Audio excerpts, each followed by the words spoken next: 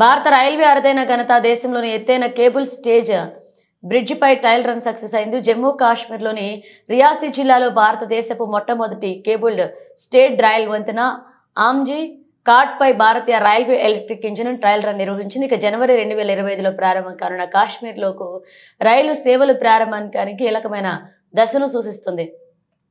కేంద్ర రైల్వే మంత్రి అశ్విన్ వైష్ణవ్ సోషల్ మీడియాలో ప్లాట్ఫామ్ ఎక్స్లో ట్రయల్ వినియోగాన్ని పంచుకున్నారు. జమ్మూ కాశ్మీర్లో నిర్మిస్తున్న మొదటి కేబుల్ ఆధారిత రైల్వే వంతెన ప్రారంభానికి సిద్ధమవుతుంది.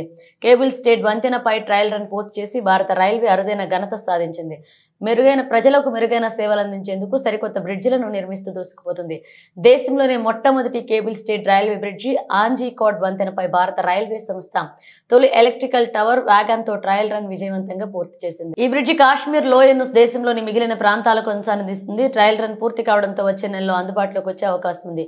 కేంద్ర రైల్వే మంత్రి అశ్విన్ వైష్ణవ్ ప్రాజెక్టు పురోగతిని పేర్కొంటూ ఎక్స్లో ట్రయల్ రన్ వీడియోను షేర్ చేశారు.